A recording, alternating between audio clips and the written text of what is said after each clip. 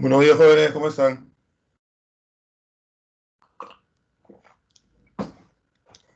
¿Qué tal? Buenos días, por favor, escriban.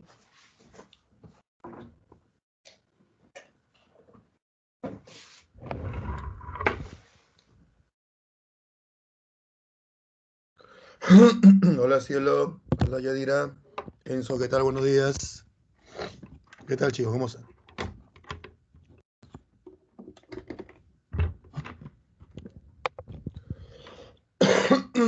Hola, Yasuri.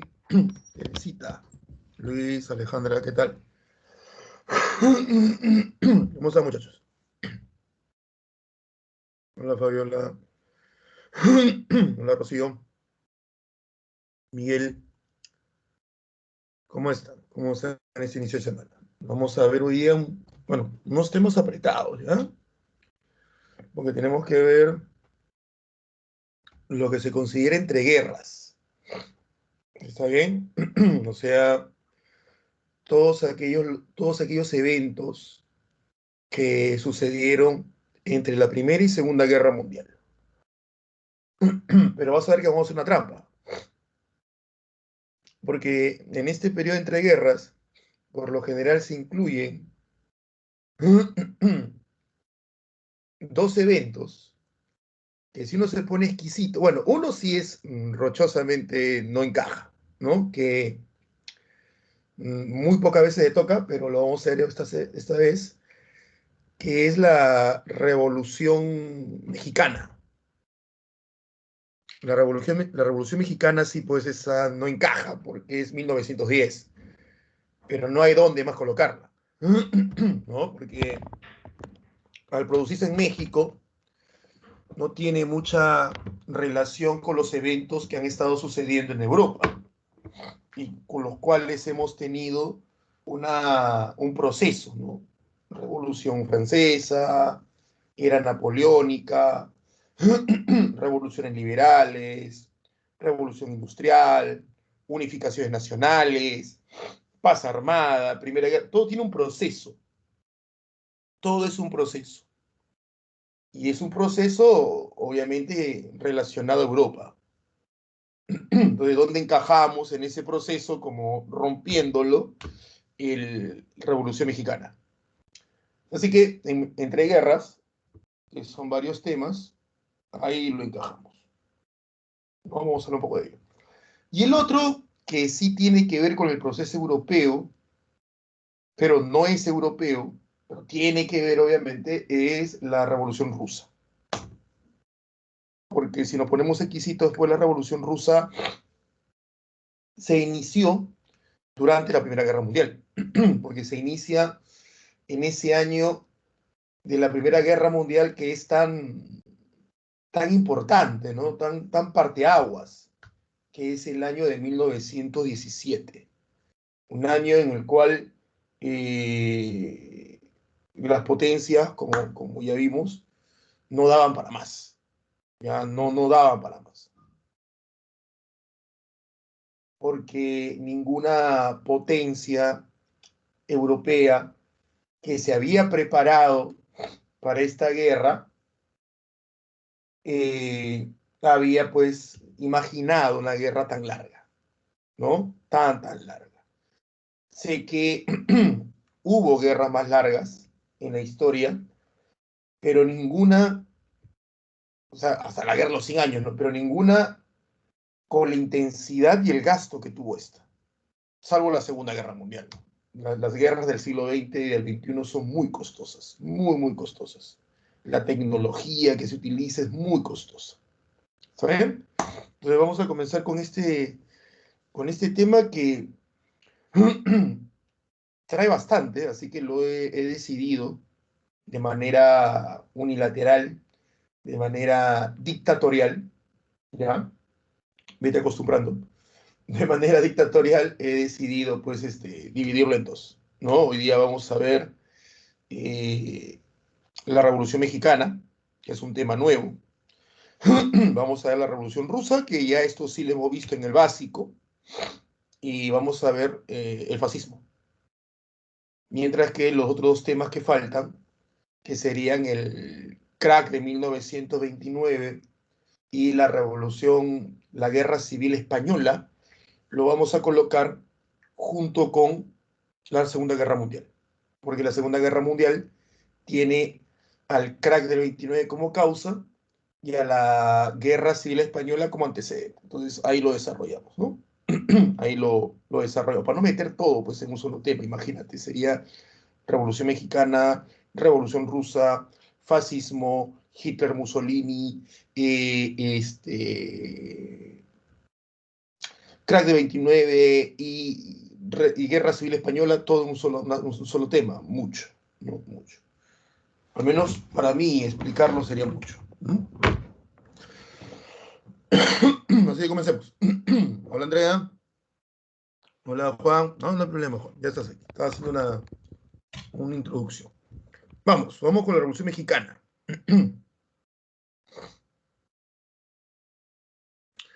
¿Por qué estudiar algo que tiene que ver con México?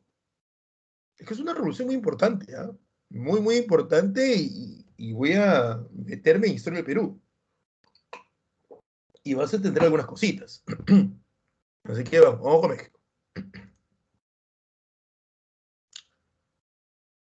Ahí está. La Revolución Mexicana. A ver, la Revolución Mexicana va de 1910 a 1920. Curiosamente, es más o menos 100 años después de su independencia. Ellos celebran su centenario y estalla esta revolución. Es bien curioso, ellos, los mexicanos, descienden de los aztecas, culturalmente hablando, y los aztecas, a diferencia de los incas, son mucho o eran mucho más violentos.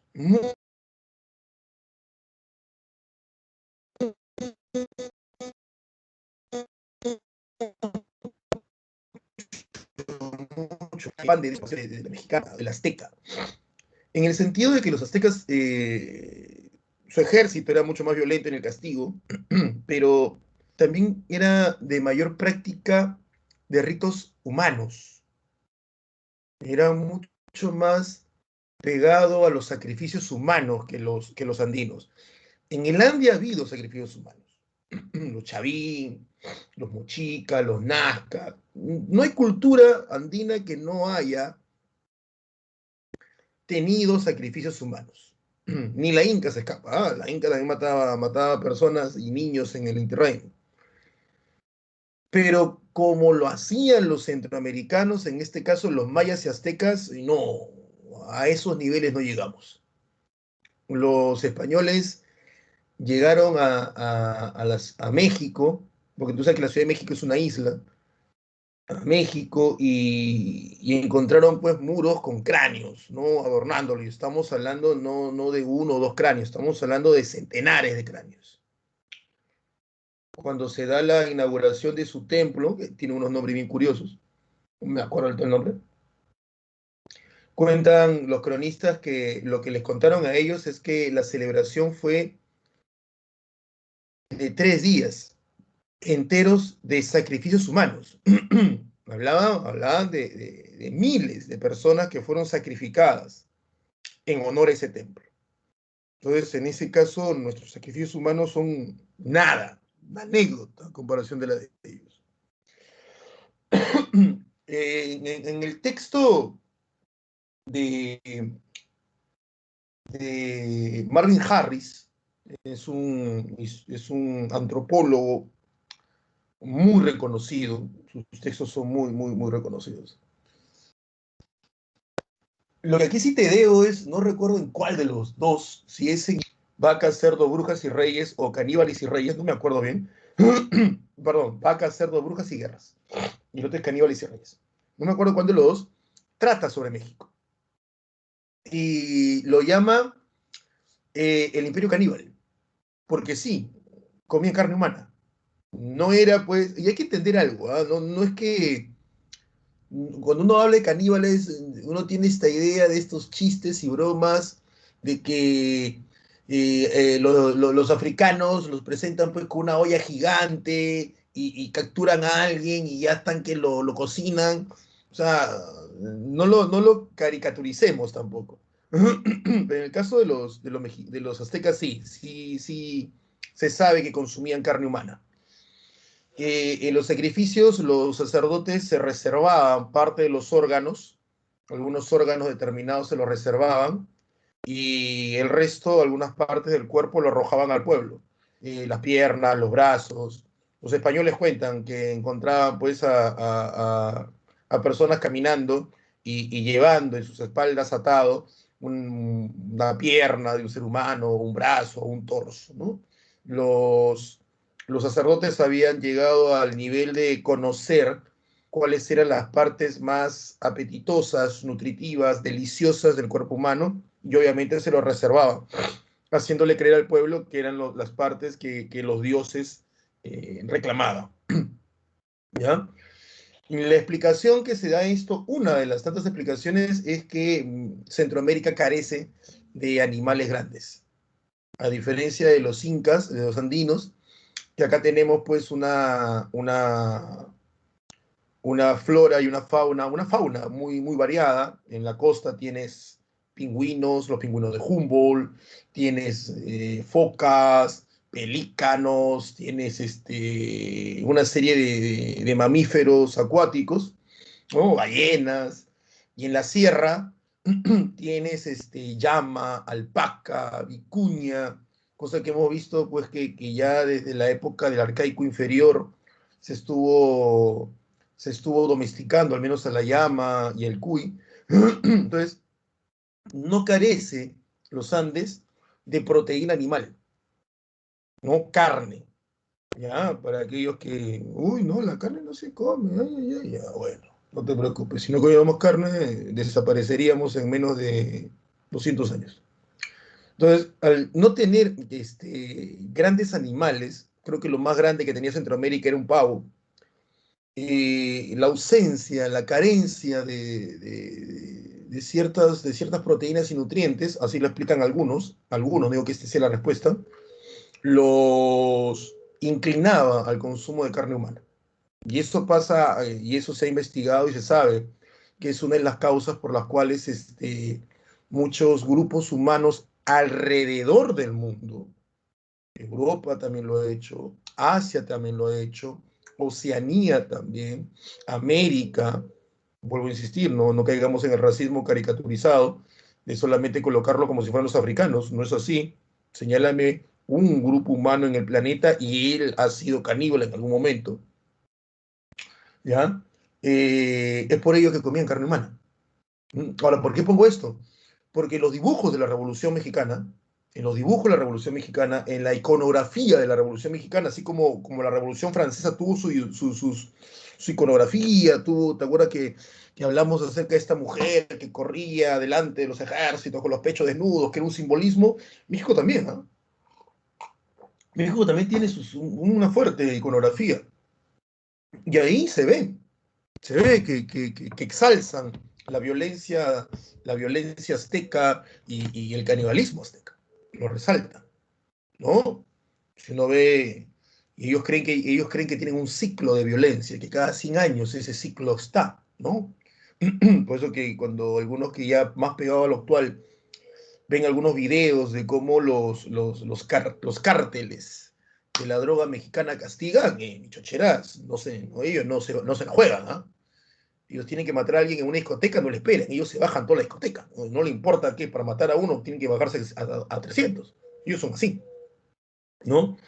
Consideran esa herencia, ¿no? No quiere decir que todo mexicano sea así, es una tontería, ¿no? Pero sí son mucho más violentos. Ahora, es una revolución agraria. A diferencia de la francesa, vamos a hacer una comparación. La francesa es más urbana, ¿no? La francesa es más de ciudad, es más de la capital, más de París. La masa que mueve la Revolución Francesa son los sans-culottes. Y los sans-culottes es la más urbana, es la gente pobre de París. Si tú recuerdas, el campo no estaba muy, muy al tanto de lo que pasaba, tanto así que se da el gran miedo, que no lo confundamos con el gobierno del terror. El gobierno del terror tiene que ver con el gobierno de los jacobinos, durante el proceso de la Revolución Francesa, específicamente en la Convención Nacional. El gran miedo es la total desinformación que las personas del campo tenían sobre lo que estaba pasando en París.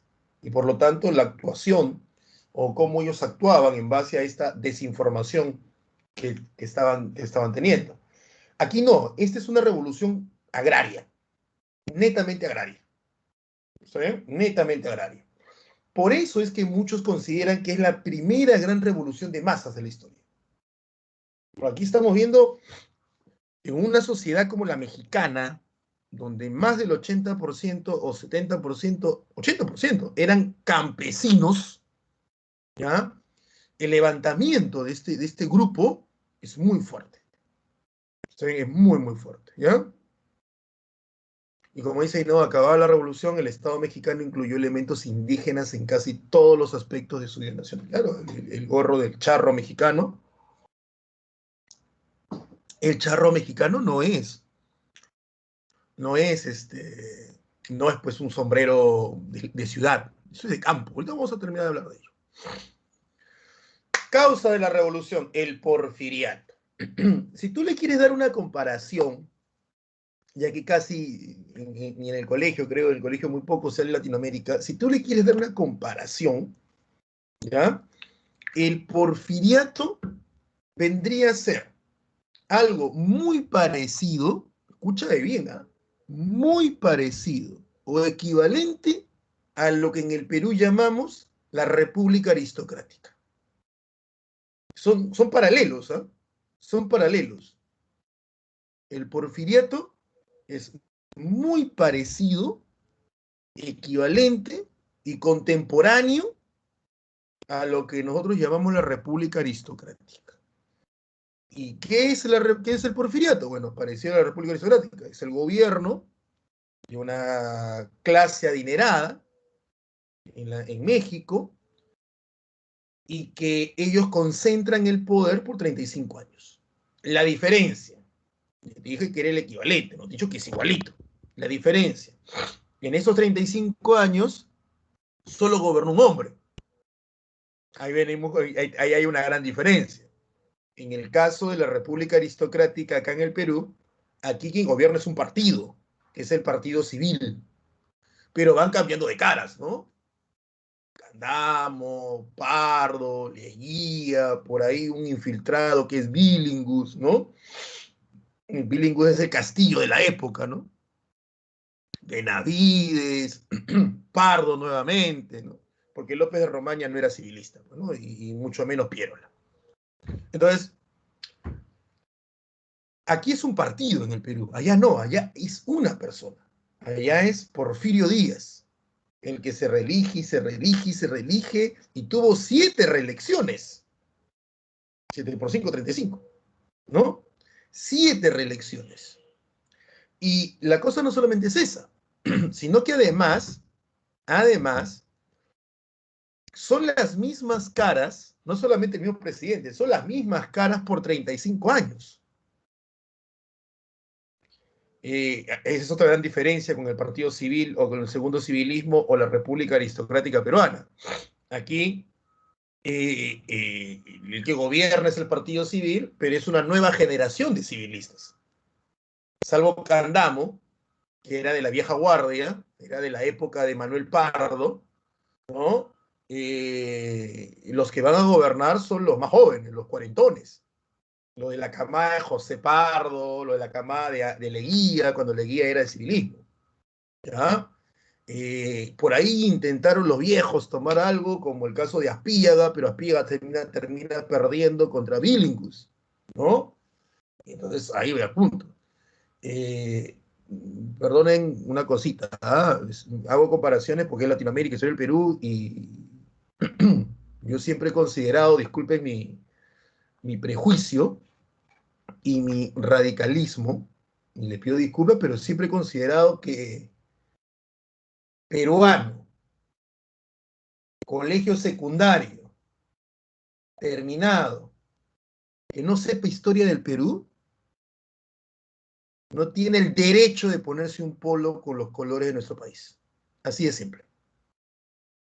No tiene el derecho. Para mí es una vergüenza que alguien sepa de jugadores de fútbol y no sepa de presidentes en el Perú. Mucho menos personas que han terminado secundaria completa. Creo que por eso no enseño historia del Perú. Porque para renegando demasiado. Y no renegar con la historia, renegar con los que estudian la historia. ¿No? Me reventaba verlos cantar el himno nacional, que ni siquiera sabían cantarlo, colocar en sus Facebook en esa época, ¿no? Fotos de Te Amo Perú, y no se saben ni siquiera 10 presidentes de corrido. De corrido. No al azar, de corrido. Y que venga alguien de otro país a hablarnos de nuestra historia, más de lo que nosotros sabemos. Eso para mí es inconcebible, inaceptable. Por eso no enseño historia de Perú yo. Aparte que más me dediqué a historia universal, ¿no? Pero bueno, entonces creo yo que acá no tengo que estar explicando, pues, leguía, civilismo, porque eso ustedes como peruanos, cerrados, se lo saben. Así que no hay ningún problema. Historia universal sí explico como si fuera, pues, como para niños, escribo historia universal, porque es historia universal, es Europa, es otro país, ¿no? Ahí sí la cosa va de otra manera. Aquí no. Aquí Porfirio Díaz, aparte de ser un solo presidente durante 35 años, no como en el gobierno de la República Aristocrática que van cambiando de presidentes, ¿no? Aquí son las mismas caras, o sea, la misma promo que entró con Porfirio, eso siguen gobernando. Y tanto así que cuando estalla la Revolución Mexicana, que es contra Porfirio Díaz, ¿ya? Habían generales que no podían ni subir al caballo de lo viejo que estaban. Entonces, aquí no solamente es una clase, una clase enriquecida, una plutocracia, solo que en Historia del Perú le llaman aristocracia, una plutocracia gobernando México, una clase enriquecida que mira cómo la historia sirve, ¿eh? Que mira más hacia afuera que hacia adentro, una clase que mira más hacia Europa y se preocupa mucho más de lo que los europeos quieren y piensan y necesitan de México, sin importarle si ello está perjudicando o no a los sectores populares mexicanos. Ellos piensan en el macro, ellos como urbanos piensan en cómo están los ahorros del país, pero considerando el país como una propiedad de ellos. Y que los indígenas y los campesinos mexicanos, bueno, pues vienen como agregados. ¿Entiendes? Es esa mentalidad de conservar y vivir bien un grupo y que los demás deben entender, aun cuando los demás no están teniendo esa calidad de vida. Ni la más mínima, no tienen ni posta, no tienen ni medicina, nada. Entonces, es eso. Pues eso molesta mucho. Entonces, ya tienes a un protagonista de esta revolución. ¿Quiénes serían? Los sectores populares, los sectores pobres, los sectores rurales, los sectores marginados y olvidados, que no pueden colocar representantes en el gobierno porque el gobierno ha sido monopolizado, tomado, capturado por los sectores enriquecidos de México. ¿Ya? Y aparece un segundo protagonista, que son los sectores ricos. Ahora la pregunta es, ¿cómo? Quiero entenderlo, profesor. No te preocupes. El porfiriato es el gobierno de un solo hombre por 35 años que representa los intereses de los sectores ricos de México. Y ellos capturan el poder. Por eso mi analogía con el gobierno o la república aristocrática. Los sectores populares están olvidados, están relegados, están totalmente marginados, no solamente de los beneficios que el poder puede dar, ¿no? Como, no sé, pues, salud, vivienda, sino que además están impedidos de ingresar al poder. ¿No? Hay una serie de mecanismos que impiden que los representantes de los campesinados puedan estar en el gobierno, porque el gobierno está tomado por el porfiriato, que es solo representante de la clase adinerada mexicana. Entonces ya tenemos un protagonista, un rival, un enemigo, un antagónico, que son los pobres. Pero por eso un segundo, que son los ricos. pero los ricos jóvenes.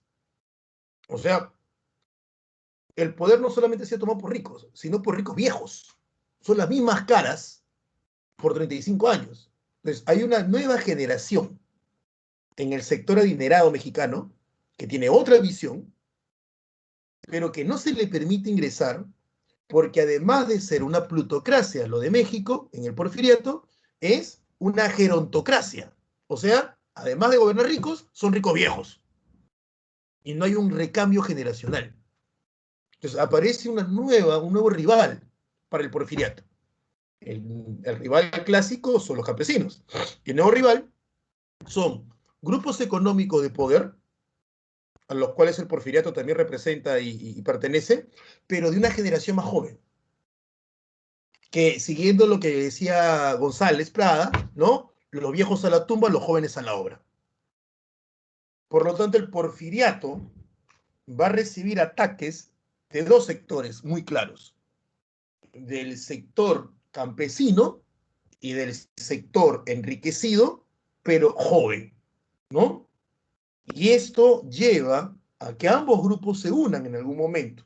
El enemigo de mi enemigo es mi amigo, ¿no? Hoy ya Perú lo está viviendo. El enemigo de mi enemigo es mi amigo. Así de siempre, ¿no? Entonces ahí es donde estalla esta revolución, porque el porfiriato recibirá ataques desde los sectores populares y desde su propio sector, pero de una clase, de una generación mucho más joven. Y ante eso no va a poder. Porfirio Díaz, en una revista norteamericana, dice que él no piensa volver a reelegirse, él prometió no reelegirse por séptima vez.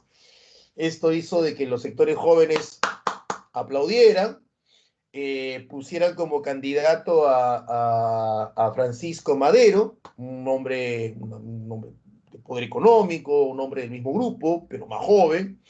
Y al final Porfirio dijo, bueno, siempre sí me presento. Y se presentó. Entonces Madero, que también pertenece al mismo nivel socioeconómico, de poder económico con Porfirio, comienza una lucha y comienza él a convertirse en el abanderado de la lucha contra el porfiriato. Los campesinos, que no tienen nada que ver con los ricos, pero que ven en Madero un líder claro, al menos estratégico para enfrentarse a Porfirio, unen fuerza con Madero. Madero es consciente que tiene que jalar a los sectores populares para hacer masa, tipo la burguesía francesa cuando jaló a los sectores populares urbanos para hacerle fuerza, choque al rey y a la nobleza. Aquí Madero hace algo parecido, jala a los sectores populares campesinos, a sus líderes, como Emiliano Zapata, Doroteo Arango, más conocido como Pancho Villa, los jala para poder hacer fuerza, un bloque sólido de oposición contra un Porfirio Díaz y un porfiriato, que así se le llamó su gobierno, que no quiere soltar el poder, ¿no? Entonces hay una lucha, Porfirio se reelige de manera dictatorial, de manera pues, fraudulenta, la revolución estalla, Porfirio no puede más, tiene que irse, entonces ahí está Madero, ¿no? Madero, como te dije, postula la presidencia, al final Díaz dice siempre, siempre sí me presento, Madero termina preso, ¿ya? Las masas ven en Madero un líder, al menos un líder estratégico, se unen a esa causa, aun cuando es burguesía. Los grandes líderes campesinos como Emiliano Zapata y Pancho Villa, del cual voy a hablar dentro de un rato, también se unen a él, ¿no? Estratégicamente. Madero tiene el famoso Plan San Luis de Potosí, donde Madero realiza algunas mejoras y obviamente algunos beneficios para el campesinado, ¿no? Pero tampoco le pide después que haga muchos cambios, porque no olvidemos algo, Madero pertenece al mismo sector socioeconómico del cual viene Díaz, Porfirio Díaz. O sea, estás cambiando moco por baba, estás cambiando de cara, estás cambiando de generación, más no estás cambiando de modelo económico, no estás cambiando de sistema. Entonces Madero, por lógica, no va a hacer un cambio profundo, porque él representa al mismo sector socioeconómico al cual representa el porfiriato, solo que ellos son más jóvenes, con una mentalidad un poco más progresista, con visiones más modernas, pero sigue representando al mismo sector. Entonces, cambios profundos, cambios radicales, no iba a hacerlo Madero. No lo iba a hacer. Por lo tanto, una vez Madero en el poder, no realiza las exigencias y cambios radicales que reclama el campesinado. Y es ahí donde los líderes estratégicos que Madero tuvo en su lucha contra Díaz, cuando ya Madero es presidente y se ha alargado, automáticamente se le volvió. Y hay que entender, eso pasa. ¿Ya? Eso pasa. Cuando tú te unes a una persona o a un grupo y no estás convencido de que ese grupo te representa y solo lo estás haciendo porque prefieres a este y no al otro, la gobernabilidad del que has elegido no va a ser duradera. Porque una cosa es cuando tú lo tienes como líder y estás convencido, no que es el mal menor, sino que él es la persona que debe gobernar, y una vez en el poder, tu fidelidad, tu compromiso se mantiene intacto y pasa el tiempo y tú apoyas al gobierno a que salga adelante, eso es una cosa, cuando hay ese compromiso, y otra cosa muy distinta es que tú lo estás eligiendo, lo estás apoyando porque el otro no te cae y que tienes tus razones de peso. Y el enemigo es mi enemigo, es mi amigo. Muy rápidamente le vas a perder la paciencia al que has elegido. Muy rápidamente le vas a reclamar cosas. Y muy rápidamente vas a tener crisis. Si eso no lo entendiste cuando vimos Grecia y cuando las ciudades-estado griegas apoyaron a Esparta en contra de Atenas, no porque vieron, claro, no porque vieron en Esparta un líder, sino porque vieron en Atenas un enemigo y que luego vino cerca de 40 años de guerra civil, que tuvo que venir Alejandro, y un Alejandro violento, a poner orden, y aquí pasa lo mismo. O sea, la historia no es mero dato y fecha. ¿Entiendes? La historia no es mero dato y fecha. Y aquí tienes a un Francisco Madero que es llevado al poder por las masas populares mexicanas, pero no están convencidos 100% de que él es el líder a seguir. Lo han encumbrado en el poder porque lo prefieren a él que a Díaz. Pero muy rápidamente en el poder, Madero va a tener una crisis. Porque muy rápidamente los sectores radicalizados del campesinado que lo encumbraron en el poder le van a reclamar a él que haga cambios radicales. Y Madero no lo va a hacer, porque como te digo, pertenece al mismo grupo socioeconómico al cual pertenecía Díaz, solo con una mentalidad, una idea distinta hacia el progreso y cosas así. Entonces, como te dije, ¿no? De manera media coloquial, han cambiado moco por baba, nada más. Y es por eso que hay toda una crisis nuevamente, porque el campesinado vuelve a levantarse. Al ver las reformas tibias, minúsculas, ridículas, que a su entender como campesinado, Madero estaba haciendo y que consideraron que Madero lo está traicionando. Entonces, ante esta crisis, el sector militar de México, que representa la estabilidad y por lo tanto los intereses de los grupos de poder, le da golpe de Estado a Madero. Y lo terminan matando a Madero. Este hombre lo hace, Victoriano Huertas. Un general pro Porfirio, un general que está a favor de toda esa tradición del porfiriato y por lo tanto de la vieja guardia, ¿no?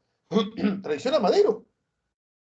Traiciona a Madero y durante 10 días genera una masacre en México para poner orden y termina matando a Madero. Y el pueblo mexicano, utilizando algo que en el siglo XIX en México había establecido mucho, que eran los ferrocarriles. Entonces, los campesinos mexicanos se comienzan a mover por ferrocarriles. ¿Ya? Y comienzan a adquirir armas, Y estamos hablando, pues, que el 80% de México son mexicanos, son campesinos. Entonces, imagínate, pues, no todos, pero sí un número importante moviéndose. Y todo esto está pasando entre 1910 y 1920. Por eso que Victorino Huerta se va. Él se va. Y los que toman el poder van a ser Emiliano Zapata, que sí representa a los sectores campesinos, y Pancho Villa. Emiliano Zapata es un campesino, se convirtió hasta en jefe, en capataz de una hacienda, pero es un campesino que proviene del sur de México. Ahora, el sur de México pertenece a las zonas más pobres de México. Entonces acá hay algo que hay que entender, ¿no? Es como decir Perú, ¿no? Una cosa es ser campesino en la costa peruana, otra cosa es ser campesino en la sierra peruana. Una cosa son las haciendas azucareras y algodoneras costeñas, y otra cosa son pues las haciendas o los casi latifundios serranos. Ojo, cuando digo serrano no quiero decir que estoy insultando, ¿no? Porque estás en la costa, su derivado es costeño, no de la persona, sino de la realidad, una realidad costeña, y en la sierra es serrana. Solo que no sé por qué la gente lo utiliza como mala palabra. Sierra es serrano, Andes andino. Y los términos no ofenden cómo se utiliza. Entonces, una cosa son las haciendas costeñas, otra cosa son las haciendas serranas. Aquí pasa muy parecido. Una cosa son la realidad campesina del sur de México con la realidad campesina del norte de México. Emiliano Zapata representa el sur de México, con campesinos muy pobres, campesinos que no tienen tierra, y si la tienen son pequeñísimas y muy pobres, siempre al lado de un hacendado, ¿no? Esa clásica imagen del campesino mexicano vestido de blanco, con un sombrerazo, ¿no? Y todo humilde, todo agachado, ¿no? Pues ahí lo tienes, ¿ya? Obviamente que Emiliano Zapata va a proponer un plan de reforma agraria mucho más radical que el de, que el de, que el de Madero, mucho más radical. Y acá viene un choque, ¿ya? Porque Zapata va a ser muy famoso, y hasta el día de hoy lo sigue siendo, muy famoso, pero en el sur de México. Obviamente que el norte lo conocía en esa época, pero como son realidades distintas, el sur y el norte, los reclamos de Zapata son más direccionados hacia la realidad del campesino del sur, que no es la misma que el campesino del norte. El campesino del norte de México sí tenía tierras, no pasaba la gran vida, pero sí tenía tierras. Entonces, los reclamos del sur perjudicaban a los del norte. Por eso que los del norte tenían otro líder, que es Pancho Villa. Pancho Villa en el norte tenía reclamos más suaves, más profundos que los de Madero, pero menos radicales que los de Zapata, porque Pancho Villa estaba representando los intereses del norte. ¿Ya? Y Pancho Villa, pues, es más famoso que Emiliano Zapata porque Pancho Villa se mete con Estados Unidos, ataca a Estados Unidos, la frontera. Tanto así que hasta el general estadounidense de la Primera Guerra Mundial, Pershing, tuvo que venir acá a México a tratar de poner orden. Entonces Pancho Villa era mucho más mediático, le gustaba mucho más la cámara de cine, era mucho más, hasta en un punto bandolero, no era tan revolucionario, ¿no? Por eso que el nombre Pancho Villa se destaca más que el de Zapata. Zapata es mucho más revolucionario, mucho más de cambios, ¿no? Dentro de los dos, a nivel internacional, es más famoso Zapata, Villa, pero dentro de México es más famoso Zapata. Zapata dentro de México es mucho más famoso, mucho más importante, pero afuera, mucho más carismático, mucho más, internacional es Pancho Villa, por lo que se metió con México, con Estados Unidos, hasta hubo una especie de película que le hicieron, el tipo es una cosa así. Al final, Emiliano Zapata muere en una emboscada. Por acá comienzan a matarse también entre revolucionarios. ¿Ya? Un campesino, un soldado enemigo se pasa al bando de Zapata, le dice a Zapata que quiere estar con él.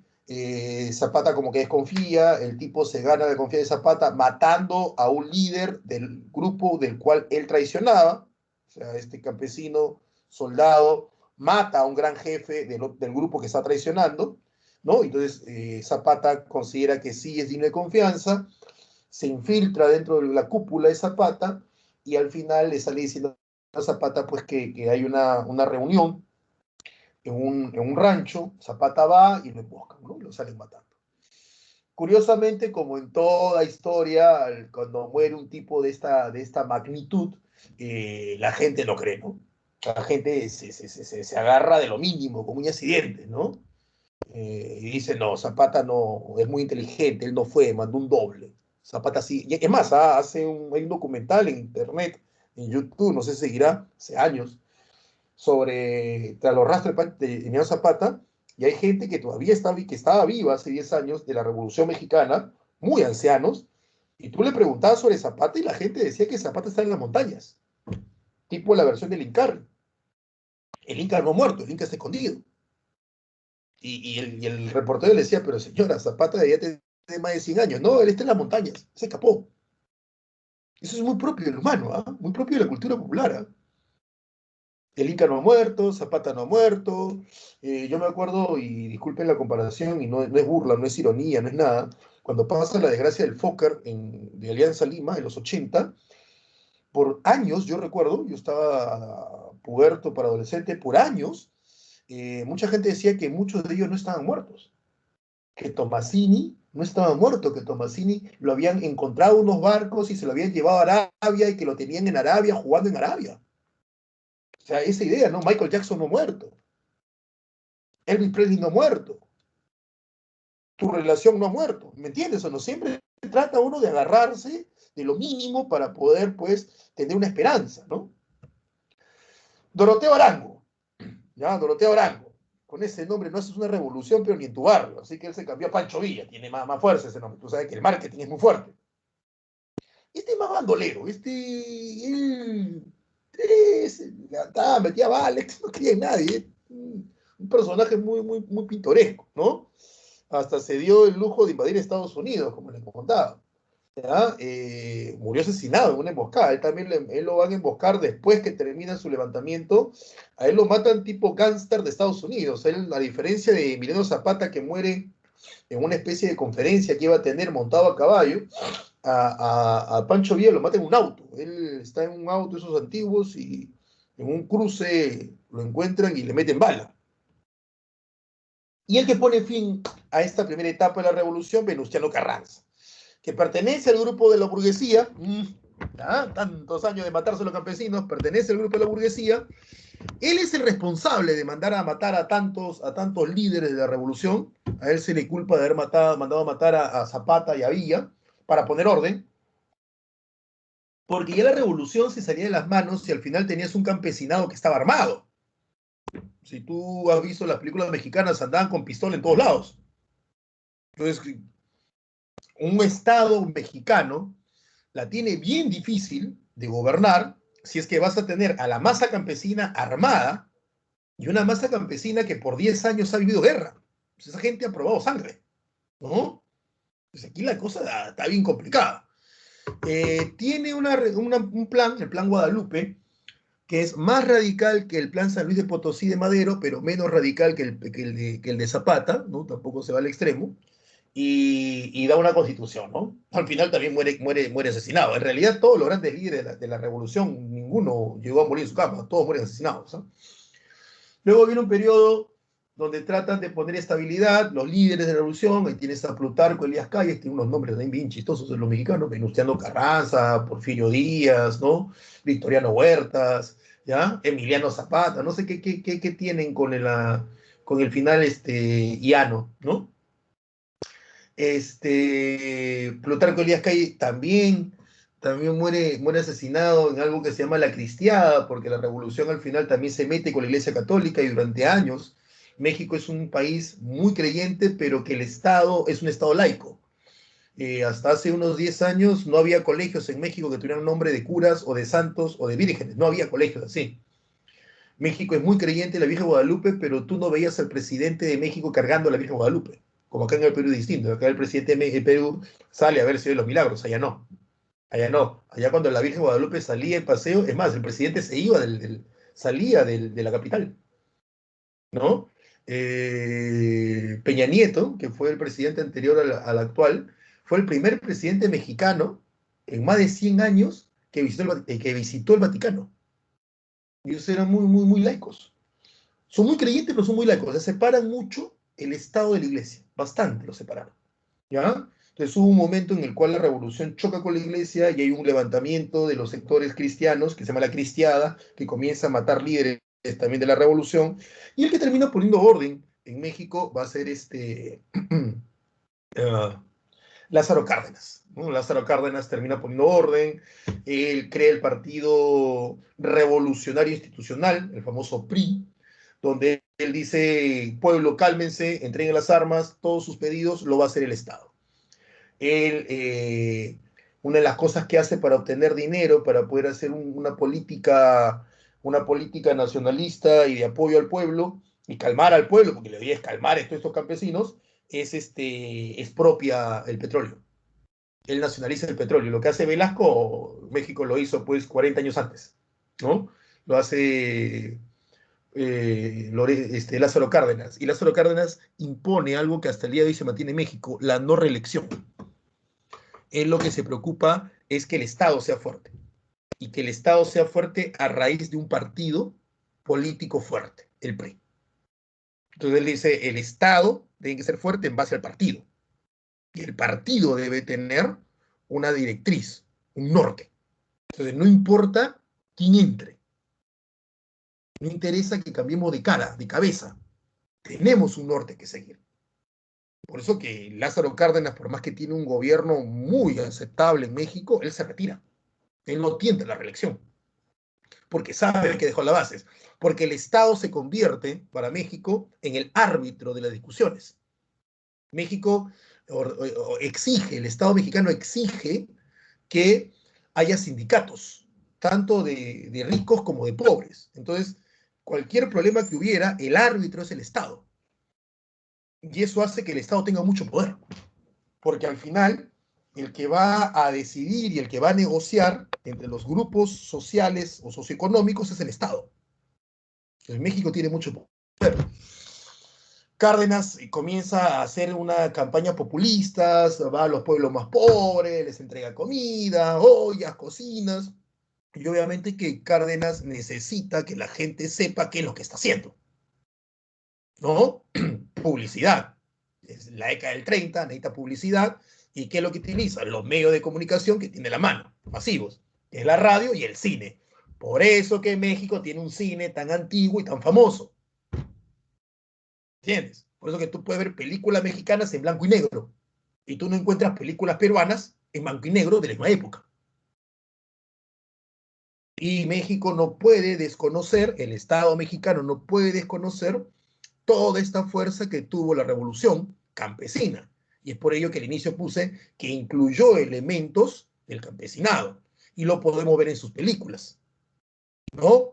Las rancheras, las canciones mexicanas, la forma de vestir, el sombrero grande de ala ancha, esos elementos comienzan a incluirse. Mira tú a Frida Kahlo, la pintora, ¿no? La artista, cómo se vestía, ella, Kahlo, ¿qué va a ser apellido indígena ese? Pero se viste como indígena, ¿no? Con colores indígenas, muy pegados a ellos, hay cambios, se colocan elementos propios del campesinado en la ciudad, pinturas, cuadros, la intelectualidad que sale de esta revolución es muy fuerte, por eso que Aya de la Torre se va a México y ahí funda el APRA, ¿no? La Alianza Popular Revolucionaria Americana, ¿saben? Eso de que parecía una guachafada, pero Leguía hablando en quechua, Leguía tratando de llegar al campesinado, Leguía haciendo cosas como el Día del Campesino, tiene un objetivo. Leguía es 1919, Leguía no quiere que Perú, que tiene una realidad muy parecida a la mexicana, le estalle una revolución como la mexicana. Por eso que Leguía le reclama y le reclama a la República Aristocrática, oye, fíjate en el campesino, no solamente en el obrero, en el campesino, mira el campesino, mira el campesino, mira el campesino, esa es la patria nueva también. Por eso que Leguía hace ciertas cosas ahí tímidas, pero las hace con el campesino. El derecho a la propiedad, el día del campesino, se tumba algunos gamonales, porque entre muchas cosas, Leguía está mirando a México. Y créeme que las mataban en México, era horrible. Y Leguía está haciendo algunos cambios. Leguía realmente la nueva historia está tratando de entenderlo mejor y no solamente verlo como un vendepatria, un entreguista, no. ¿Ah? Hay cosas muy interesantes que están saliendo de Leguía últimamente. Y así como tú estás viendo ahora las campañas electorales que dicen, sí, profe, que el comercio dice esto, que la república esto, que son diarios tan así, que los medios de comunicación son vendidos, no te olvides que Leguía se tumbó la república aristocrática, que eran dueños de los medios de comunicación. ¿Quién crees que lo manchó a Leguía y a su historia?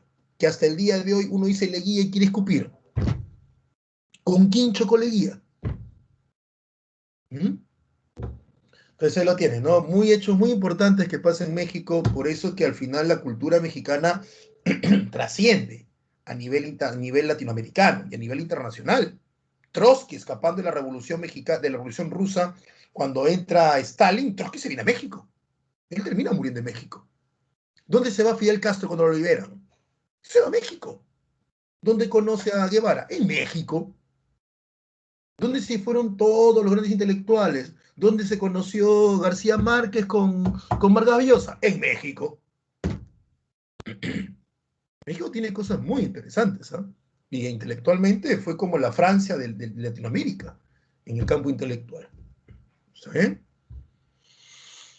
Mira cómo estaban pues, los mexicanos, ¿no? Mira cómo estaban los pobres. De esto, mira. Mira. Y mira lo que está abajo, ¿ah? Es una fotografía tomada por los gringos, Francisco Villa and Staff. ¿Ah? ¿Qué tal? Estos son los campesinos, pues. Este es Pancho Villa, este es Pancho Villa y este es Zapata. Mire, Pancho Villa vestido con uniforme militar, sentado en el trono presidencial. Este no cree en nadie, ¿no? Para aquellos que creen que cambiando la vocal por la A, la O, la X, están luchando por el feminismo, este feminismo. Mujeres yendo a pelear. Ese feminismo. Cuando tú mismo te ves que no hay hombre o mujer, solamente luchas por un mismo sentido. Acá no hay que me tratan mal, me tratan mal, no, acá hay una lucha entre todos. ¿Ves? Tú que necesitas estar en un restaurante bonito para tomarte fotos selfie, mira, sentados a la vía de un tren, con su rifle, ahí está, cuidando a sus hijos, porque obviamente pues esta mujer, como la ves de negro, es viuda. Algo que también cambia en las reglas mexicanas porque se permite el matrimonio después de la viudez, antes no. ¿Por qué? Porque muchos hombres están muriendo en la guerra. Yo no sé de qué tan feliz esté. Ahí está, mamita. Esta no hace TikTok. Esta lucha. ¿Me entiendes? Mira, y nunca pierda la feminidad. Ahí está. Esto parece, no sé, pues manzanilla, pero ahí está. ¿Ves? Para aquellos que, ay, de chiquito tuve una infancia dura, ese no está posando, por si acaso. ¿Ah? Ese no es el de tu vecino que agarró una pistola y se pone como tarado ahí a tomarse foto selfie. La gente pelea de los 10 o 12 años. Para aquellos que dicen que ahora es más difícil.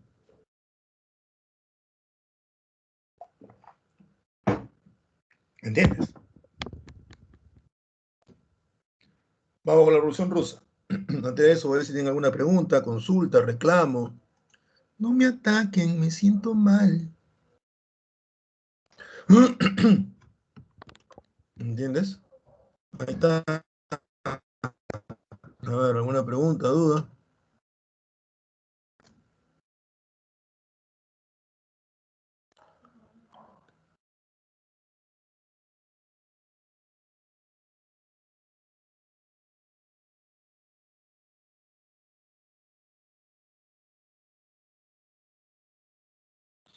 Mm. La Che le una hernia. Sí.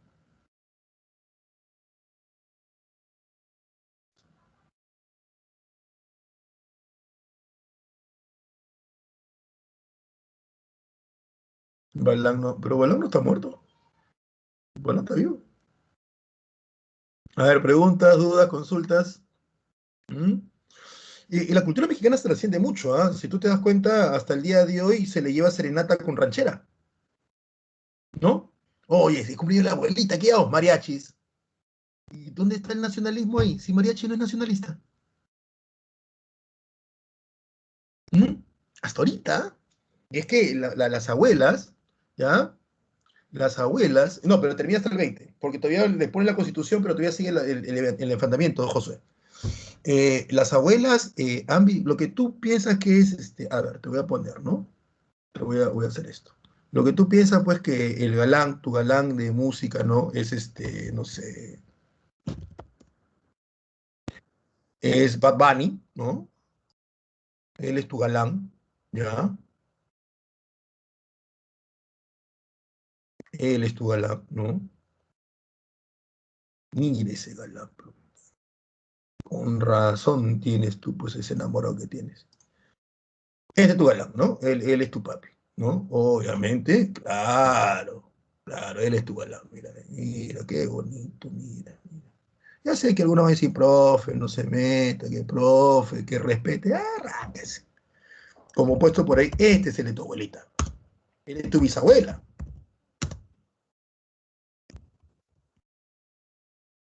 ¿no? Este es de tu abuelo, Pedro Infante, Jorge Negrete. Es por eso que si tú ves esos cuadros de los abuelos que están dibujados, medio pintados, María Félix, mujerón. No, esta mujer era bravísima, era mujer, en toda la esencia de la palabra. Si tú ves esos cuadros de los abuelos que están casados, siempre el abuelo tiene este bigote. Siempre tiene este bigote. Siempre. ¿Por qué? Porque este es su modelo, pues. Mientras que tú te haces tontería en la cabeza porque este es tu modelo a seguir, ¿no? Este es tu modelo y tú pones tu dedito así y haces tu TikTok, ya, este es el de tus abuelos, ¿no? Este es el modelo de tus abuelos, ¿entiendes? Este es el modelo. Por eso que todos los abuelos, bisabuelos en esos cuadros, los 30, 40, tienen este bigote, porque ellos iban al cine y el cine era como el videoclip, era como tu video de YouTube. Tú escuchabas a estos cantantes en la radio, pero ¿cómo sabías cómo eran? ¿Cómo sabías cómo se veían?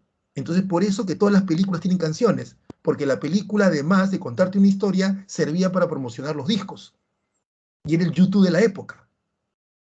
Y entonces es ahí donde los jóvenes, los adolescentes veían a cómo era el galán, cómo se vestía, ¿no? La mujer, y es ahí donde ellos comenzaban ¿cómo se llama? A tener ese prototipo, ¿me entiendes? Entonces, ahí está. Tú te vistes así, ¿no? Tú te vistes así, te tomas fotos así, ellos se vestían así, por eso que siempre pantalón a la cintura, bien peinados, con el bigote bien recortado, ¿no? La del macho, ¿no? Y acá en la urbe, más viendo la idea del macho mexicano, ¿no? Acá el criollo se basa en ello, ¿ves? Sí, influenció bastante, ¿ah? ¿Entiendes? Claro. Y ya para cerrar esto y entrar a Revolución Rusa, ¿no? Cortito, nada más Revolución Rusa, porque Revolución Mexicana sí ha venido una vez, ya ha venido un par de veces, y es un tema nuevo para todos ustedes, para aquellos que hacen pelea de gallos, que te pones a cantar, a discutir, ¿no? Eh, Dicen, pues no, profe, que en pelea de gallos, que usted no sabe, que uno improvisa, que ahí se ve la improvisación. Arránquense. Este es pelea de gallos, que muchos lo habrán visto. Esto es realmente improvisación. Este es pelea de gallos. Y acá termina.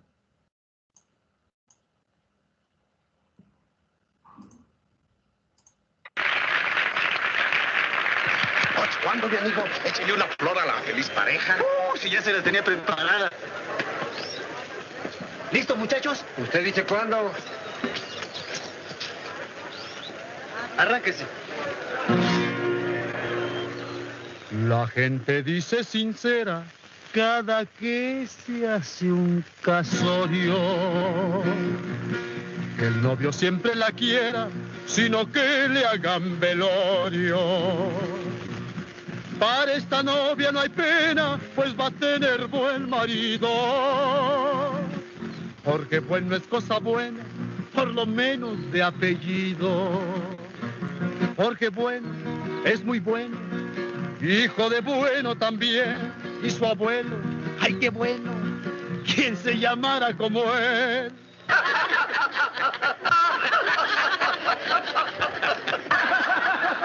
Échenle, pero más arriba.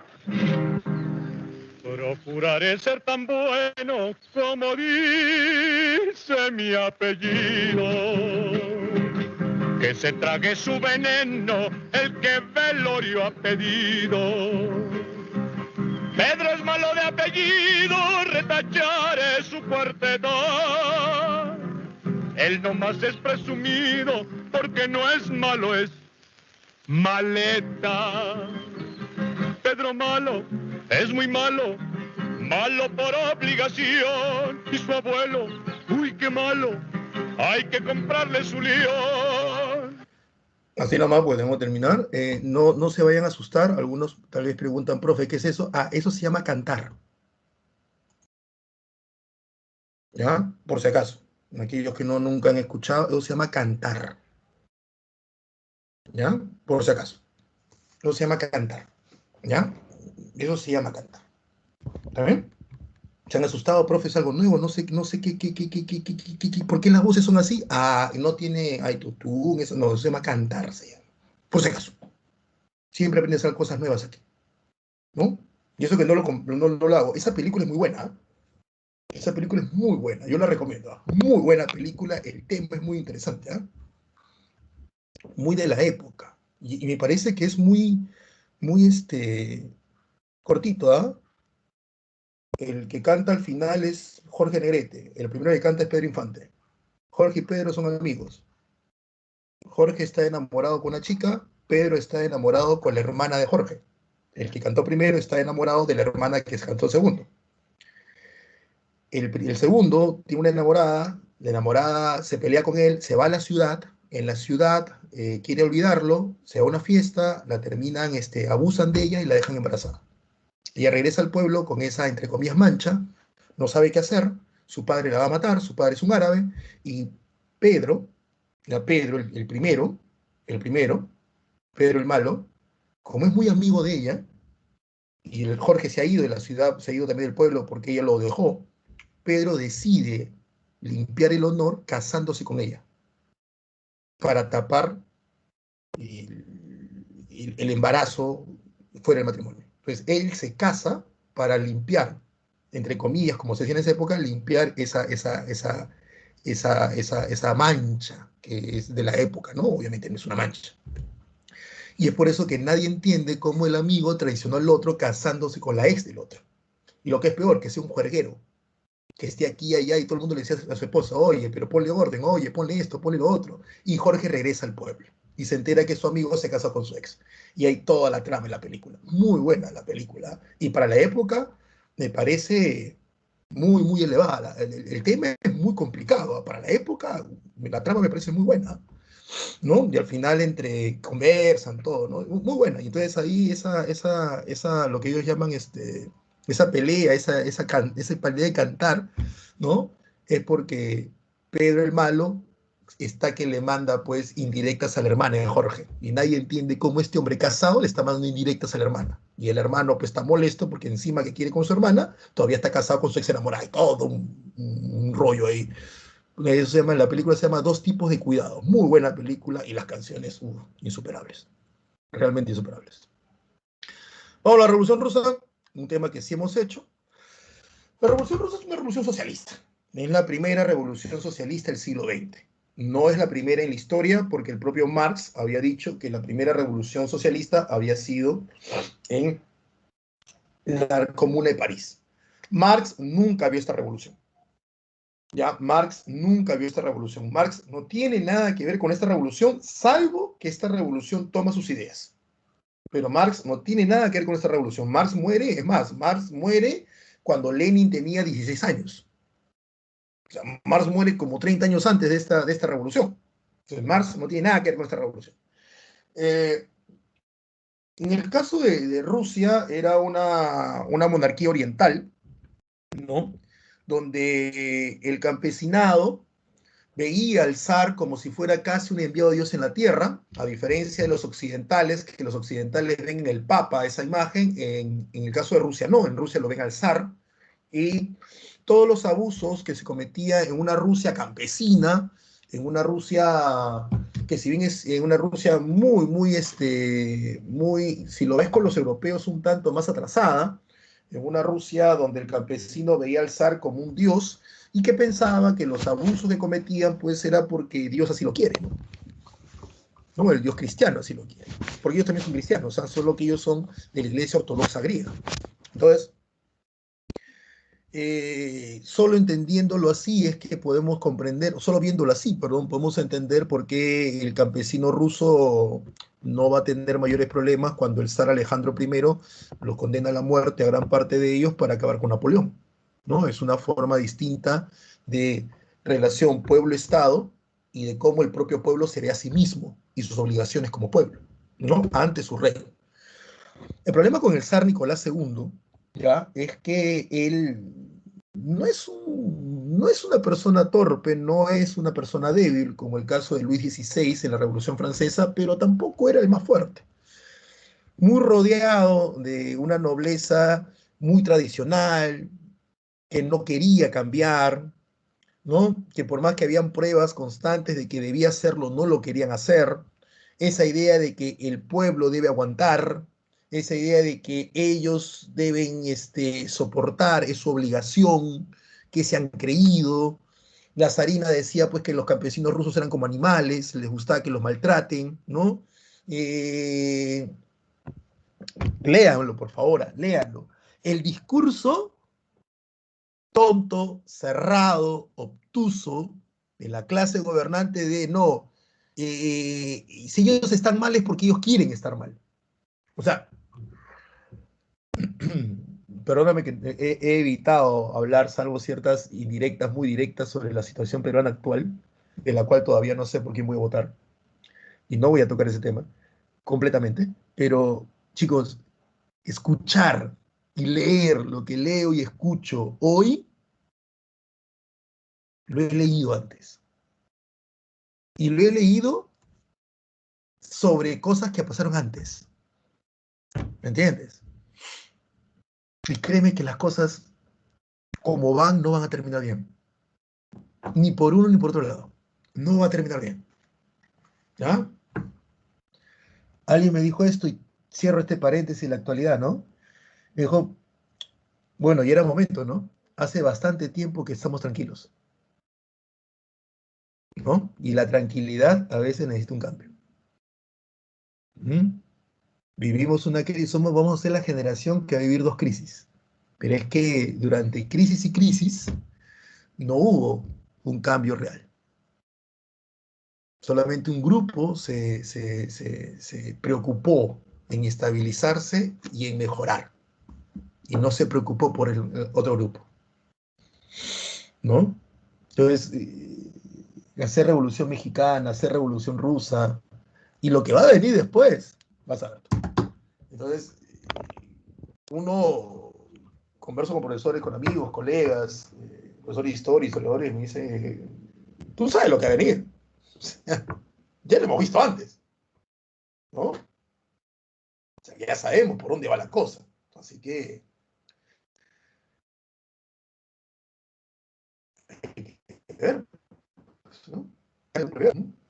Ahí vamos con eso, ¿no? Pero principalmente la historia se repite, ¿no? Grupos de poder económico que se han beneficiado y que no han pensado en el resto, solo en ellos, en su beneficio, en su bienestar, ¿no? Preocupados más si decimos mundo, munda, y no de la gente que está que se me importa, perdóneme, un pepino por no soltar una lisura, si es que se escribe con X o con... Mientras me den comida y me pongan una posta, me importa un pepino si le escribes con un 1 en medio. Dame comida y no me regales. Ayúdame a producir.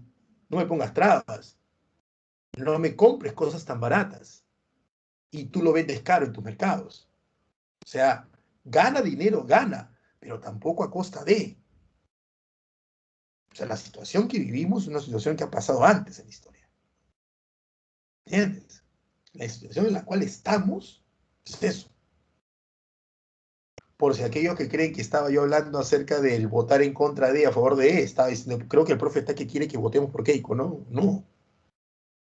Cada quien va a decidir. Yo todavía no he decidido mi voto.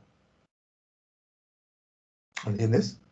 Pero toda esta situación que vimos, bueno, ya tenemos vivido antes. El Perú lo vivió antes. ¿Mm? Entonces, en el caso del zar, se lo dijeron, zar, cambia, nobleza, cambia, cambia, modernícense. Miren lo que está pasando en Europa, porque es 1916 y Rusia no está mirando lo que le pasó a Europa 100 años antes. La Revolución Francesa fue hace más de 100 años. Los cambios fueron hace cerca de 100 años y Rusia se mantiene terco. No estaba cambiando.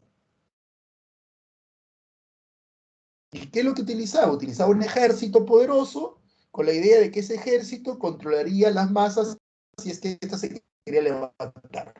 El problema es cuando el zar de Rusia pierde prestigio porque perdió la guerra contra Japón, el pueblo comienza a molestarse, aparece una clase revolucionaria intelectual que mira mucho lo que pasa en Europa y comienza a utilizar todo eso aprendido y comienza a tomar el anarquismo, el socialismo, para poder darle una visión a la realidad rusa y comienza a formar partidos en base a esa visión,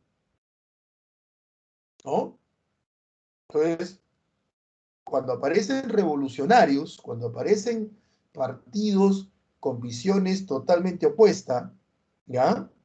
Uno dice, no, pero uno dice, no, pero ¿por qué hacen esto? Van a cambiar, pero es que también hay que ver más allá de la casa. O sea, vuelvo a la realidad peruana. Si uno ve las encuestas, que esto está bien complicado, porque te das cuenta de que todo el campo está cansado de algo. O sea, mi chochera Castillo no te arma 3 falacias seguidas. ¿Me entiendes? Está perdido en muchas cosas.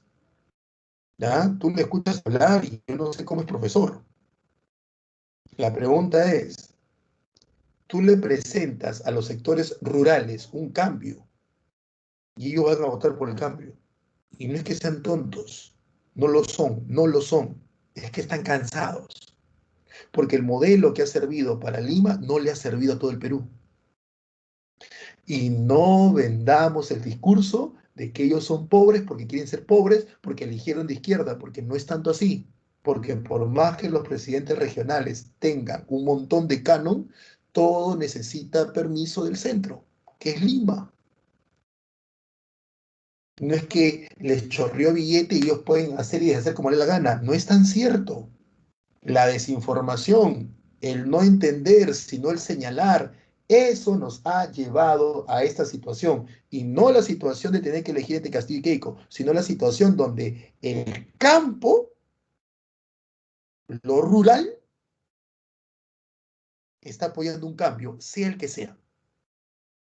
Eso es algo que no se puede desconocer. Eso es algo que no se puede pasar por alto. Porque cuando ha pasado eso, no es que se elige un presidente que Lima no quiere. Ha habido revolución. Y chicos, las revoluciones no son pues pacíficas. No digo que esto vaya a pasar hoy, pero si se sigue sin apagar o bajarle el fuego a esta caldera, no quiero ser pesimista, pero la historia no me contradice. ¿Entiendes? La historia no me contradice. Entonces, esto le pasó al zar. ¿El zar en qué se basa? En su ejército. Entra a la Primera Guerra Mundial, se lleva su ejército, hablamos zar. Malos gobiernos. Gente humillada, maltratada y olvidada. Reprimida por un ejército que no es en Rusia. Ahora está peleando en la Primera Guerra Mundial, entonces no hay quien te reprima. Tienes a un sector revolucionario intelectual como Lenin, Stalin, Trotsky, que está moviendo las masas, una masa cansada y molesta por tantos signos de humillación, en especial en las últimas décadas. A eso agrégale la crisis económica que Rusia va a vivir por la Primera Guerra Mundial y por todos los muertos que van a tener. Tienes una revolución, pues. Tienes una revolución. La primera etapa de la menchevique, ¿no? En 1910, en febrero de 1910, 17, perdón, El zar termina renunciando, el zar se va, no quiere saber nada más, ¿ya? Establece una república de corte moderado, la gente espera, lo único que esperaba la gente no le importa proceso de producción, medio de producción, no, la gente decía, quítame de la guerra. Y Alejandro Kerensky no se va de la guerra, es así como Lenin termina pues entrando en el poder, ¿no? Y Lenin sí retira a Rusia de la guerra, pierde gran parte de territorios, pero Lenin lo hace, ¿no? Lenin retira la guerra, Lenin radicaliza la guerra, Lenin sabe que mientras los zares estén vivos y su familia, siempre habrá una opción de retorno a lo antiguo, por eso es que ordena matar a la familia del zar, ¿no? Lenin habla mucho del poder al pueblo, al pueblo, al pueblo, en este caso a los soviets. Y acá viene lo otro también, ¿no? No toda persona que dice que representa al pueblo quiere decir que lo hace. Y no toda persona por ser campesina es buena. Es lo discurso, está que le atacan a los ricos. Ojo, yo he vivido en comunidad, yo he vivido con campesinos, yo he vivido en una cooperativa. Y créeme que esa asociación campesino, pobre, pobre, humilde, humilde, bueno, es falso. Es falso. No quiero decir que los campesinos sean malos, obviamente que no. Pero tampoco quiere decir que todos porque son pobres van a ser buenos, pues. Y no toda persona porque salga de la pobreza va a gobernar bien. Eso tampoco, esa relación no soporta un análisis, es falso. No quiere decir, es como cuando en el fútbol, no quiere decir que todo futbolista porque fue bueno va a ser buen entrenador. No es así, no es así. Eso lo sabemos aquí en la academia. No todo profesor porque sea buen profesor va a ser buen dueño de academia. Eso es falso. No siempre es así. Entonces, por ambos lados está que me manejan un discurso bien chistoso, ¿no? Tienes a la familia del zar, ¿sí? Y entramos al fascismo, ya para cerrar. Aunque el fascismo lo voy a hacer rápido, la parte introductoria. Lo demás lo terminamos la próxima semana porque seguiremos hablando de ellos en la Segunda Guerra Mundial. El fascismo surge, y este es un gran temor, el fascismo surge ante el temor de los sectores poderosos económicamente de que haya una revolución rusa en sus países. Es decir, ante la incapacidad de detener el avance socialista en Italia y Alemania, los sectores ricos van a apoyar grupos radicales de derecha. ¿Entiendes? ¿Por qué? Porque el de derecha, como el fascismo, que es un grupo ultra radical, es el terrorismo versión derecha, porque el fascismo se compromete a no hacerte cambios. Y obviamente, si esta sociedad tiene características que hacen que un sector popular no lo vea como que este sistema los beneficia, este sector popular apoyará cualquier propuesta que cambie el sistema que no los está beneficiando. Lógico. Las reglas de juego de hoy del Estado no me benefician a mí. Y hace bastantes décadas no me benefician. Por lo tanto, yo voy a apoyar cualquier propuesta racionalmente establecida que venga a prometerme cambiar este sistema, que no me está beneficiando. Y los que se benefician van a defender con uñas y dientes el sistema que los beneficia. Entonces, los sectores populares italianos y alemanes apoyaban el socialismo, que les prometía cambiar el sistema, como lo habían hecho en Rusia. Los sectores ricos, alemanes e italianos, van a apoyar el fascismo, que les promete no cambiar el sistema y que les promete utilizar la violencia como forma de sostener el sistema tal cual está. Así surge el fascismo. El fascismo surge de la crisis económica europea después de la Primera Guerra Mundial y del temor de los sectores adinerados, principalmente italianos y alemanes, del ascenso al poder de los socialistas. Porque ya vieron lo que pasó en Rusia. Así como hoy te están diciendo, mira Venezuela, y te meten miedo con Venezuela, ya, en Italia y Alemania te decían, mira Rusia, cómo se bajaron al zar, mira cómo hicieron esto. ¿Me entiendes? Y así como hoy hay personas que dicen Venezuela no es una dictadura y lo toman como ejemplo, ¿está bien? Yo no sé por qué toman como ejemplo Venezuela si Bolivia está más cerquita. Pero bueno, ¿no? O tú has visto bolivianos viniendo acá a Perú. O tú has visto una migración boliviana. Y Bolivia tuvo socialismo. O sea, o ustedes han visto bolivianos que te han limpiado tu carro. Y lo de Bolivia sí ha sido un poquito más socialista que lo de Venezuela. Venezuela, si Venezuela es socialista, olvídate, yo soy rubio de ojos azules, ¿no? Entonces, así va la cosa. El temor, el temor, el temor, el temor, el temor. El problema es que el temor funciona en ciertos lugares. El temor que manejan ahora contra Castillo funciona en Lima, no funciona en la costa, no funciona en el campo. Ahí está el punto, ¿no? Y así es lo que el fascismo, ¿no?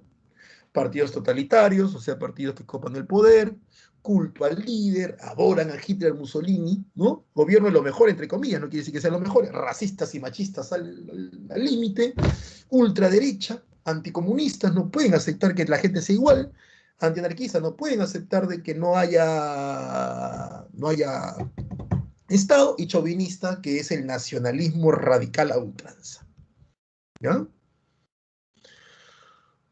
A ver si tienen ustedes alguna pregunta o duda, ¿no?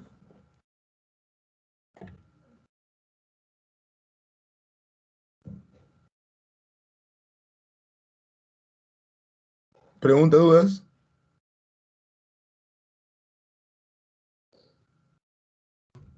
Es hora de huir, dice. Sí, Juan, esa es la verdad.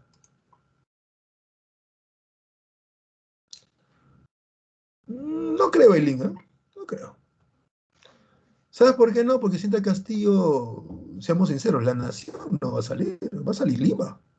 Si han visto ustedes el mapa, salvo Lima y algunas provincias del norte, nadie más apoya a Keiko. Entonces, a menos que sigamos con la idea de que Perú es Lima y Lima es Girón de la Unión, como decía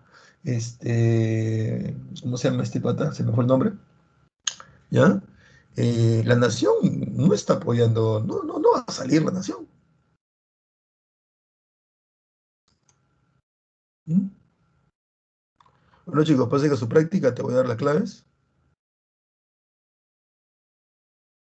El antisemitismo es en contra de los semitas eran los judíos, ¿no? Esa es una característica de los nazis, de los nazis. Listo, José, espero que haya servido de algo. Las claves de las preguntas del día de hoy, espero que hayan entendido. México, ya entendieron México, es muy importante, ¿ah? Zar de Rusia, el momento de la revolución, bueno, Guillermo Nicolás II, ¿no? Nicolás, lo terminan matando.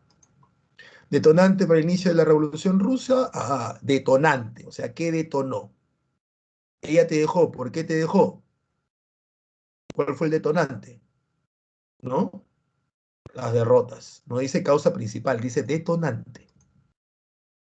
Líder de la revolución menchevique. Si es menchevique, es Kerensky. La primera república rusa se inició con Kerensky. Si no está el príncipe Lenov, es Kerensky. El fascismo recibió apoyo de la burguesía. Pues, la burguesía, la clase de poder no quería cambiar. Veía el hecho de causar el fascismo a la Primera Guerra Mundial, pues, ¿no? La crisis que la Primera Guerra Mundial genera y que hace que al haber pobreza, muchos sectores miren con agrado el socialismo. Claro que tuvo Mussolini, él fue primer ministro. Él fue primer ministro. El Duce es un apodo. Ante el temor de una revolución de tipo bolchevique, los fascistas fueron el Lebensraum se relaciona a Hitler, ¿no? Es la teoría del espacio vital que lo veremos la próxima semana. Y el CRA de 29 se inició con el presidente Hoover. Roosevelt lo soluciona, ¿ya? ¿Qué le iba a decir? Algo les iba a decir. Miren ustedes la historia de Perón, ¿no? Cuando Leguía cae, producto del CRA de 29, el temor de los sectores enriquecidos limeños era que entrara la izquierda, que en ese caso la izquierda representaba ya de la Torre, ¿no? Y es por ello que movilizan un golpe de Estado, que es el golpe de Estado Sánchez Cerro. El tercer militarismo de Sánchez Cerro y de Benavides tiene cortes fascistas. Son un golpe de Estado de derecha para evitar que entre la izquierda. Por eso es que Sánchez Cerro, la represión que tuvo contra el APRA de los 30, obviamente, ¿no? El APRA de los 30.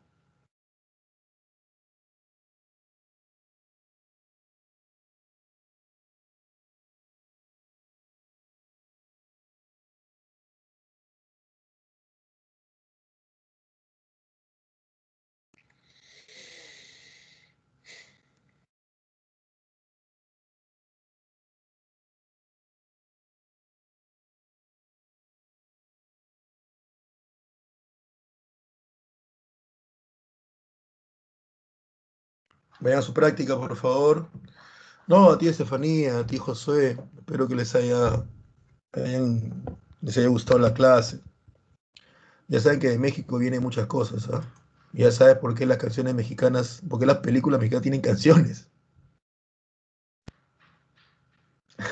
Gracias, Teresita. Gracias. No, no, al contrario, gracias, gracias. Ya saben, allá vas a entender. Abuelito, ya sé por qué tienes tu bigotito, dile. ¿No? Ya sé por qué tienes tu bigotito, abuelito, ¿no? Ya sé por qué a los abuelos les gustan las rancheras, ¿no? Gracias, Juan. Listo, gracias, José. No, no sé, no creo, José. ¿No? Otro que vino con poca fuerza, y si tienes algún abuelito, bisabuelito que esté escuchando la clase, otro que vino con poca fuerza, pero también vino mucho producto de Perón, fue el tango. Bastante vino el tango. Acá, bastante. ¿No? Los mayores, los que tienen 90 se acordarán, tango. ¿Mm? Porque también Argentina utilizó la radio y el cine, ¿no? El tango y el otro, no me acuerdo cómo se llama. La canción esta de Se dice de mí, se dice que soy fea, la de la Betty la Fea, es de Argentina. No es tango, no me acuerdo cómo se llama el otro tipo de canción, ¿no? Y el tango es una canción de prostíbulo, ¿ah? Ojo, claro, Colombia sí, Juan, pero Colombia va más para el norte, ¿no? Las cumbias más del norte, más de Tumbes, Piura, Trujillo. Claro, no, pero digo, la canción no es, que yo sepa, no es argentina, no es argentina. La canción es aquí está. La canción no es argentina, la canción es, perdón, no es colombiana, la canción es argentina. Y no es tango, es no me acuerdo el nombre de esta forma de música, pero no es tango. El tango es una canción de prostíbulo. El tango es un tipo de música, por eso es la forma del baile. Y que los argentinos que vienen de Europa utilizan. Esta es la canción original. Se dice de mí, se dice que soy fiera, que camino a lo malevo, que soy Fiera seca y es. que me muevo con un aire compadrón, Fiera. que parezco Leguizamo, mi nariz es puntiaguda, la figura no me ayuda y mi boca es un buzón. Si charlo con Luis, con Pedro, con Juan, hablando de mí, los hombres están. Critican si ya la línea perdí, se fijan si voy, si vengo o si fui, se dicen muchas cosas, mas si el bulto no interesa, ¿por qué pierden la cabeza ocupándose de mí? Yo sé que muchos que desprecian comprar quieren, suspiran y se mueren cuando piensan en mi amor. Y más de uno se derrite si suspiro y se queda así, lo miro resoplando como un... Bueno, chicos, ¿ya? Recuerden, la historia se basa en cualquier documento, no solamente en libros, ¿no? Nos vemos la próxima semana. Espero que les haya gustado la clase, espero que hayan entendido y les haya gustado. Nos vemos la próxima. Cuídense bastante.